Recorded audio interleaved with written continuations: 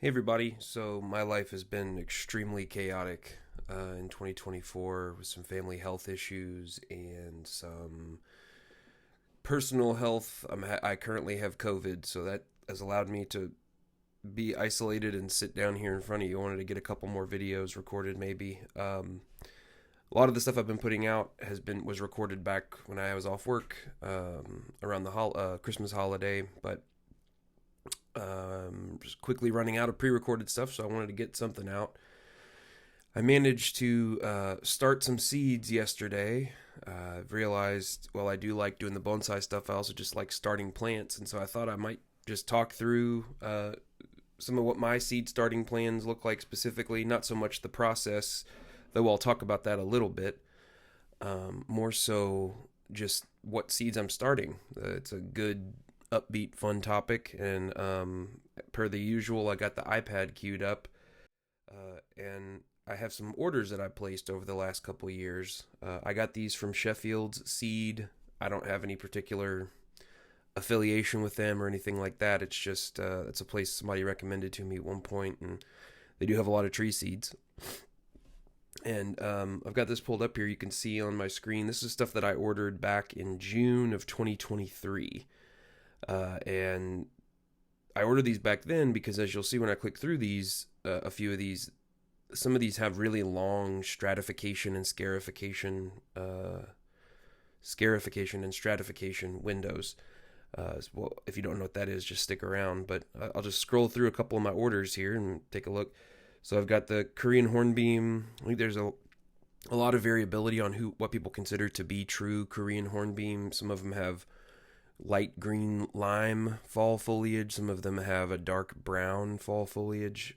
As far as I can tell, it's hard to get a sense of which one you will get until you either see the tree or germinate some seeds. So this is my second year doing that. As you can see, I don't just grow bonsai trees. We also do a lot of landscaping stuff with a variety of native plants. So this New Jersey tea, there's Hamamelis virginiana is the traditional witch hazel. I have a couple of those in our yard already. But this is an Ozark witch hazel. Blooms at a slightly different time, I believe a little later. So the famous witch hazel has flowers on it in January, February, at least in this part of the country. This one I think is a little bit later than that. Densiflora there, Japanese red pine, Pinus flexilis, which is a limber pine. It's one of the species a lot of people are interested in exploring for bonsai. I think treating it similarly to a Japanese black pine. I believe that it has a multi-flush capacity. We'll see about that. Pinus virginiana, same way. People treat it like a red pine. Like a Japanese black or red pine that has that multi-flush ability. I order, let's see, this hardtack. Some of this stuff my wife picked out because she wanted it, so I don't know as much about it. This Styrax americanus, apparently it's supposed to have like a really pleasant orange aroma to it. Like it's the leaves and the flowers smell kind of like an orange, citrusy smell. It's a landscape plant though. Clematis virginiana. If you're familiar with clematis at all, it's a vining, climbing kind of thing. This is a native one. I'd never heard devil's darning needles before, but that's a pretty cool name. No shade to the devil. Got to fix his socks somehow. Hydrangea. This is a climbing hydrangea, and then all these Asclepias. These are all the different milkweed family plants. Baptisia australis, one of my very favorite native plants. False indigo, blue false indigo. It's called different things, but it grows kind of in shady locations, usually semi-shady, and it has a really soft, oblong, kind of oval-shaped leaf that kind of has a soft feel to it. These beautiful blue flowers that give it the name blue indigo or false indigo, and then it forms these seed pods that look like little, like kind of almost like snap peas or something, or dried bean pods. Pretty cool. Feverfew, my wife makes herbal teas and stuff like that. A couple others there. Just click through over here to the next tab. This is one that I'm kind of interested in for both bonsai and for production. So Ilex vomitoria, often called Ethiopian holly. It's one of our native plants, at least to the United States, not necessarily native to Kentucky or this range, but it should be hardy here. And its leaves actually contain caffeine. And so I'm hoping to make some tea, see if I can process the leaves to make tea or something like that. But that's another one I'm planning to start. And then I got another tab over here. Let's see what we got here. This is my last order. You can see I placed it in a hurry on December 23rd. I would guess I was just itching to plant stuff, so I ordered another round of seeds. This is Carpinus is hornbeam in general. So Carpinus caroliniana is American hornbeam, a larger leaf. I don't know if I'll try it for bonsai, but I'll probably want to put at least one, if not a couple, in as landscape trees as well. In general, I go on the pine section of that site, and I just kind of get lulled into buying things. So this slash pine, jack pine, or sorry, I guess the Banksiana is not the slash pine. Eastern jack pine, it's one that we sometimes see in parts of Kentucky and parts of the Appalachian range. Shortleaf pine, one of the most common pines in the southeastern United States. It's a pretty cool, and this is an advanced, so it's been hybridized. It's been bred to be, I would say, probably a good timber tree. I will not be growing it for timber, but I thought I'd try out their seed and see what it may actually be kind of counter to bonsai, because it's grown to grow really like straight grain, but as you know, we can modify that with wire some. This slash pine, don't know anything about it. I just saw it and ordered it. And then there's several different types of mugos that I thought I would go ahead and try. Got some more Japanese black pine and some more Japanese red pine, because I have more and more friends who are getting into this, and if I have some trees to start that I can give them to mess around with, and I can grow some out, do a blend of forest plantings or something. I don't know. I figured it wasn't a terrible idea to have more trees on hand than I might need. So as you can see, I have a problem. I just can't say no. I've recently joined a club, and again, that's another place where maybe there's some people that I can give it for their silent auction, that they can make money for the club or something like that. I really just like growing plants. And when you have a couple, you have to water them. So why not have a couple hundred, right? But it's not going to be that much more to take care of an additional, grouping of these species that I'll have. And not all of them will come up by a long range. Some of these things can be kind of tricky to germinate. My life, as I said, is kind of in chaos right now, so I'm not going to be able to be as attentive to the germination, which will probably hilariously result in a better germination rate than when I was, going out there and checking the seed's temperature every day with a probe thermometer. I showed in a previous video that I'll link here, my seed starting setup with the heat mats and the lamps and all that kind of stuff. It's nothing crazy, nothing out of the ordinary, but it did work really well last year. I started a bunch of seeds last year that came up. The ones I'm probably most excited about, I would say, is the American hornbeam, the Carpinus caroliniana. The Japanese red pine, it's easy to find Japanese black pine seedlings. It's kind of hard to find red pine. So I'm hoping that I have a really good germination of those. But I thought I'd just go in and show you inside the description on the seed catalog website, something I was talking about earlier, which was that scarification and stratification considerations. So as you can see, this is a Korean hornbeam seed here. It does come looking like that, and just for what it's worth, this is kind of what the tree will end up looking like. Really pretty. This is a much older one. But if you look down here on this section here, this whole section in here, so you got scarification, which is kind of the prep process, and then you have stratification, which has to do with keeping the seed at a certain temperature for a certain period of time in order to increase germination rate.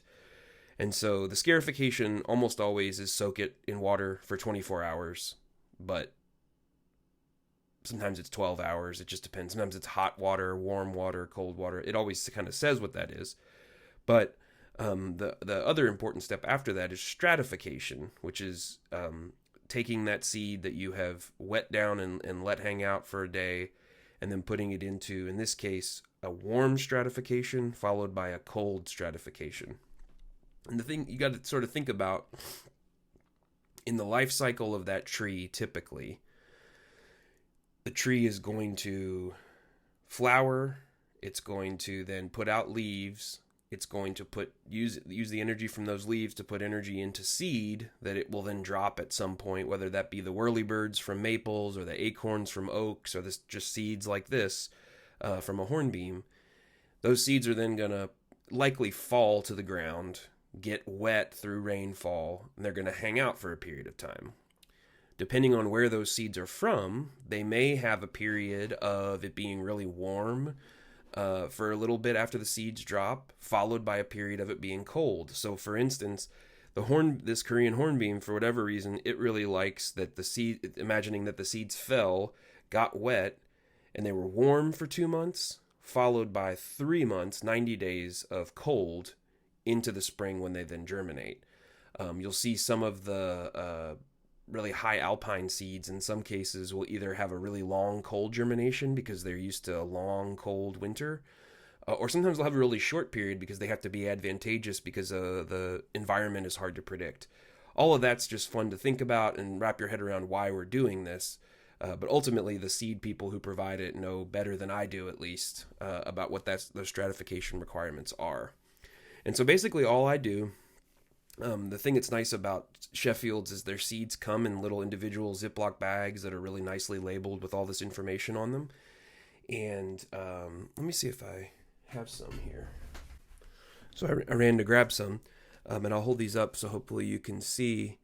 They're labeled really nicely with all the different same information that's on the website. And I've written in here with my marker the different dates at which I intervened on this particular seed.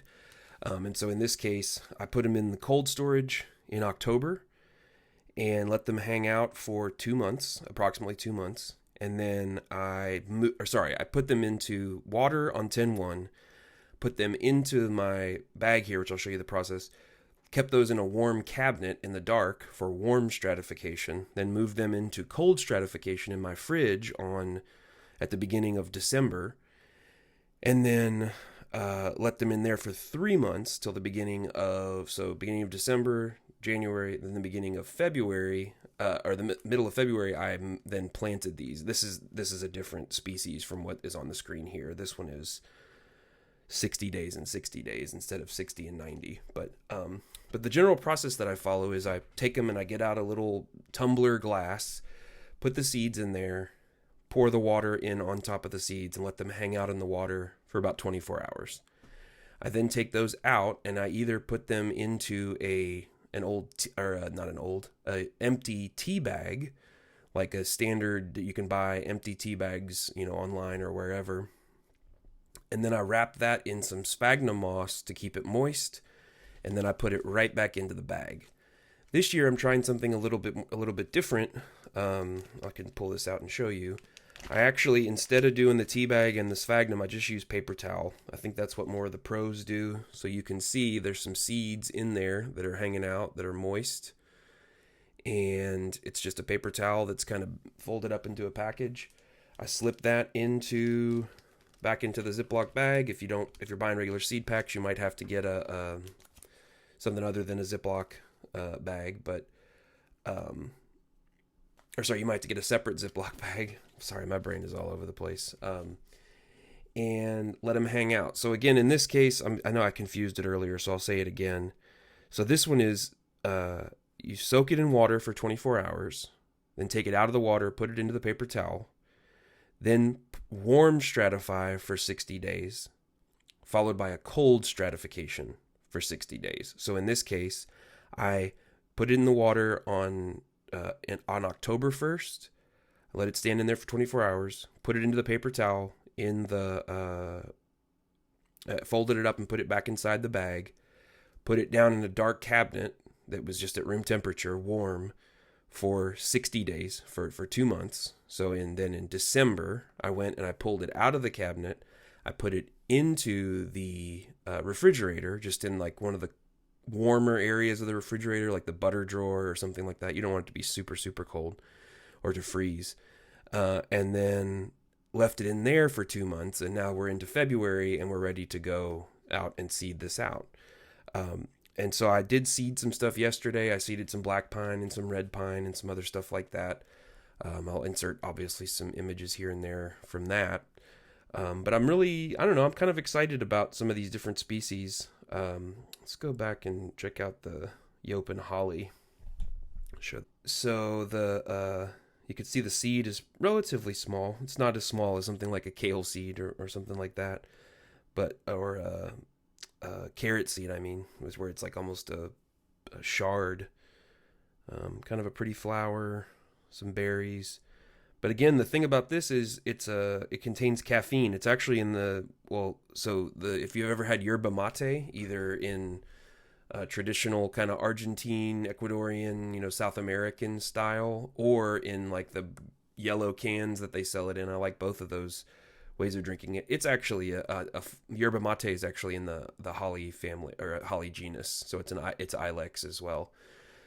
So this is kind of like our yerba mate of North America. I don't know what the caffeine content is comparatively, but I'm just excited to plant some seeds with some other things that aren't so good going on in my life, to have this positive thing that's happening.